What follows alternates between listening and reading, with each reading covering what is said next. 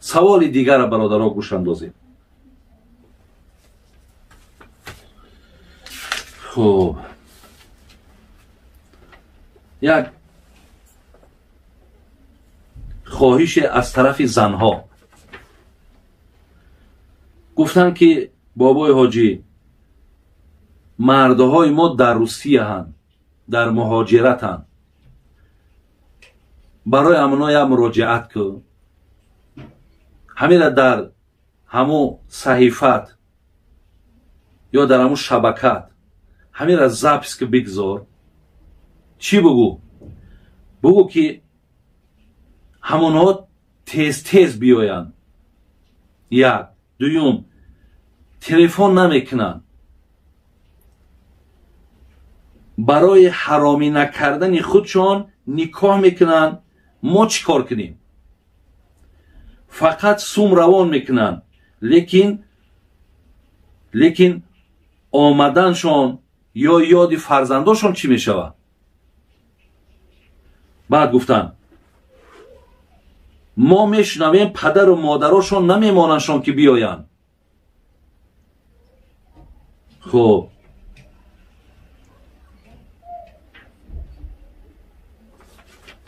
خلاص در اینجا سخن بسیار گفته است. خواهیشان همین است برادرای عزیز و گرامی، خواهیشان همین است که بگو همونها را که تیزتر بیاین. 3 سال شد میگه، یکیش میگه 5 سال شد، یکیش میگه 11 سال شد شوهرم نمیایم.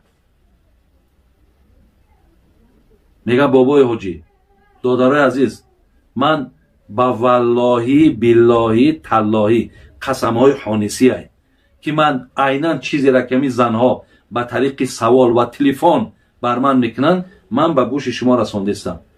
میگن که اونها خودشون میروند در اونجا مقصد بگذار اگر نکاح کرده هم یک کسا بگیرن. ما چی کار کنیم؟ ما مقصد همون طغیان شهوتی که ما را غم میته، ما او شهوت را چه خاموش کنیم؟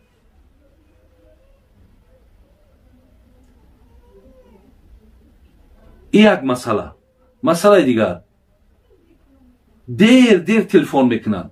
در همین حاضر همین قدر آسان شده تلفن کردن. یک تلفن چیه برادر عزیز؟ یک تلفن کردن چیه که بگیری تلفن کنی هفته ده حد اقل هفته ده یک بار اول با زنت صحبت کنی. بگذار اول با مادرت صحبت که، با پدرت صحبت که، زیرا بسیاری پدر و مادرای است که اگر من قطعی زن صحبت کنم با تلخی و میکفه که قطعی زنش گپ زد. ما پدر و مادرمان در همین مسئله بسیار بگیم جهل و جاهلیشون بسیاره. با اونها صحبت کردی تلفن را بگیر در دست آیلت بده.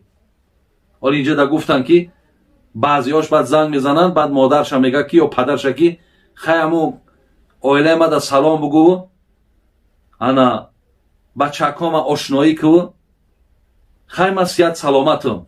آخی برادر اگر گپی قبیه شوه میمبری اگر قطعیمو گپ زنیم یا اگر هم مادرت یا پدرت نماند که تلفن در دست یمو بتن نمیشود گوی پدر مادر آخی همین زنم تو چکلی که بالای ما حق داری همین زنم بالای ما حق داره آخیر الله معین کرده من چیکار کنم؟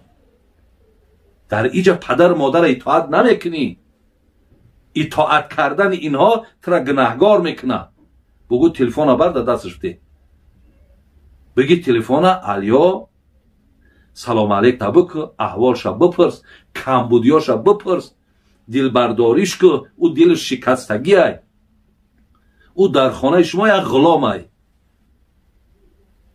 گفتی خود چون یک خرای در خانه شما حالا که بزیمه او نیست کو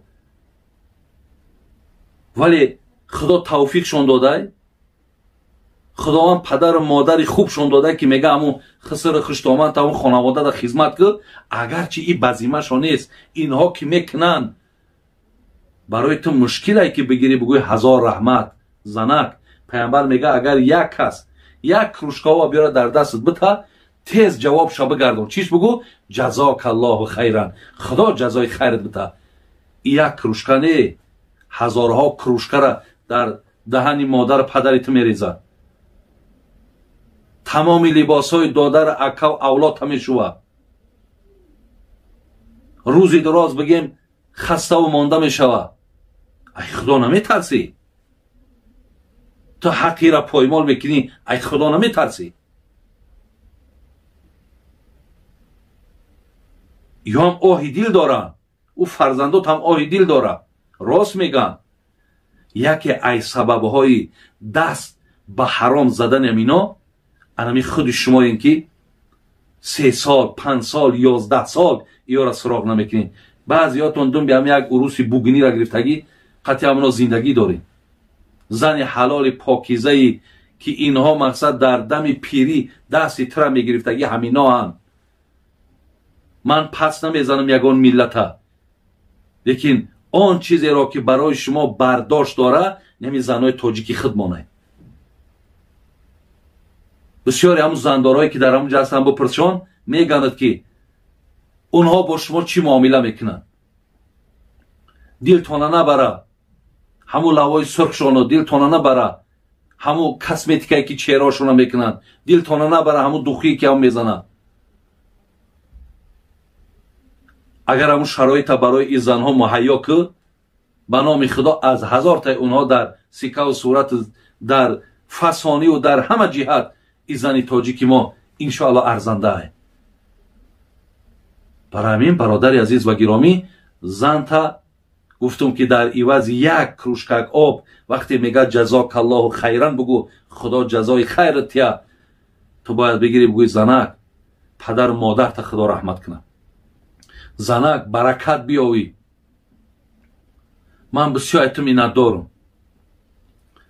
زنک یک کم ترک صبر کن، انشاءالله می کارکم اندک بیبودی و یا 4 تنگک در دستم بزنه، خدا خواه حتما حرکت میکنم، میام باید خبرتون میگیرم. من هم میدونم شما ای مستی را رسیه نرفتین، لیکن با در ایجا باز ای هم همون چخیلی که یک مشکلات را مجبور کرده برآمد رفتی، اینها را هم با نزدیک شیدن و خبر گرفتن و از حال اینها پرسیدن هم این هم بزیمت برادر عزیز. با راه هوایی نمیتونی، با راههای راه قطعی. خلاص چیکاری میکنی نمیکنی برادر عزیز، باید از حال زناتون بین خبر بگیرین، زیرا که خداشون با زبانو میستن دیگر طاقت نمیتونه.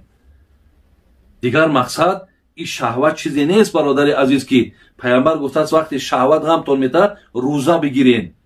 این بیچاره چند روزه میگیرن؟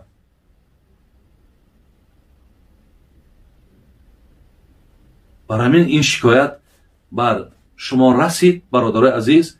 من از همه شما به خاطر خدا اینهایی که مرا زنگ میزنن، مقصد اینها همه اینها رو من همچون فرزند قبول دارم، همچون خواهرای منن، همچون فرزندای منن و من امروز مسئولم. همین بیچاره فقط من در زنگ میزنه که میگد که حاجی بابا که خیلی من با یک زبانی عادی شیوگی تاجیکی برسانشان، شاید که یکی ننگ میکنن ناموس میکنن. بعد میدانین که نفرش بر من زنگ میزنه میگد که وقتی میگونش ای مردک آخی یادی خانه نمیکنی یا بار نمیای. بعد شما چی جواب میگین؟ بعضی هات بعد چو کردی؟ طاقت نمیکنی؟ صبر نداری؟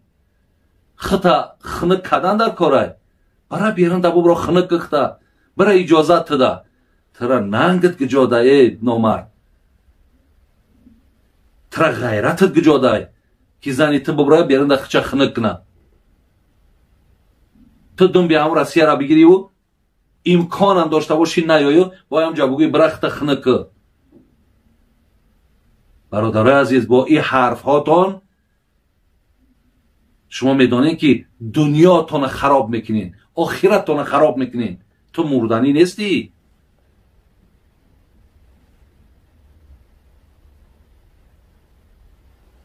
برای همین بسیار هرس باز میگم برادر عزیز، همین خواهرایی که شما همین ها را نمیپرسین که همین را یک بار تلفن که این مردم ما بسیار مردمی خوبه.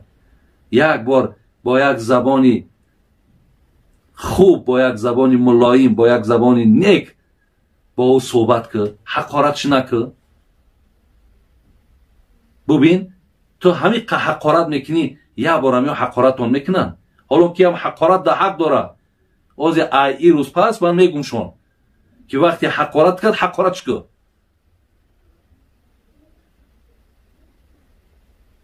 بیا برادرای خیلی نکنین، بین زندگیاتون خیلی اررشباد نکنین، زندگی خوب کنین برادر عزیز. چگونه حق بالاش داری، حق بالاش داره. تلفن نمیکنن میگه، تلفن کنین برادرای عزیز و گرامی.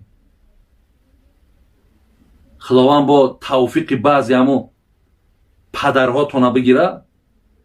با بعضی پدرهای بدبختی هست، بعضی برادرهای بدبختی هست که با زنهای شما را دعوتی به هم خوابگی میکنه، بچه‌اش دور میبینه، دادرش دور میبینه. از نبودن اینها تا جایی که این زن دل برداری کنن، این زن مقصد گویم برای خانه برای خیلی یک زنی که در اینجا آخی ممکن نیست، مثال بودن تو در اینجا ممکن نیست، یکی یگان خبر یگان گپ نشوه، تا جایی که این زن احتیاط کنن با دعوتی به هم خوابگی میکننش. برای همین این چیزها را، این خطرها را بدانید. وقتی کار به این حد آمد، بعد میدونید تو یک عمر شرمنده ای دیگه. چیکار کرد؟ اکش قطعی زنش ساز گرفت. چیکار کرد؟ آتش قطعی زنش ساز گرفت. چیکار کرد؟ همسایه قطعی زنش ساز گرفت. برای چی؟ برای مرده خیلی 5 سال شید نمی آید. اینم یک مراجعتی بود از زنها که من بر گوش شما رسانیدم. برای همین برادرای عزیز و گرامی، حق زنها بسیار حق بلنده. ولی اینجا دا ببینین، من برای شما حدیث های داریم از پیغمبر نازنین که حضرت چی میگن؟ ای خدای شکره.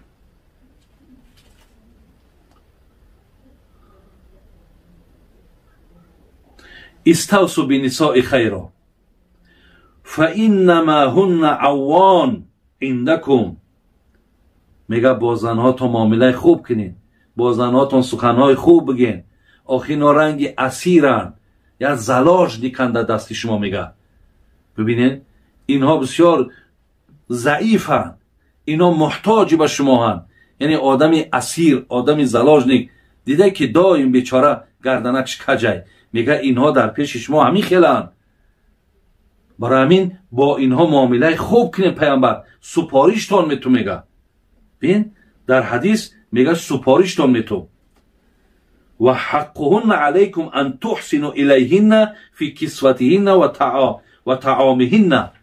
این حدیث ترمذی اسنادش حسن و صحیح. برادر عزیز، پیامبرمون چی میگه؟ میگه که حق زنها بر ذمه شما ای مردها این است که با اونها هم به زبانتان معامله خوب کنین، هم نفقش تامین کنین، هم لباسش تامین کن. سخن پیغمبرمون برادر عزیز. باز پیغمبر ابو هریره میگه، جناب ترمذی اسناد حسن صحیح میگه، اکمل المؤمنین ایمانا احسنهم خلقا و خیارکم لنسائهم.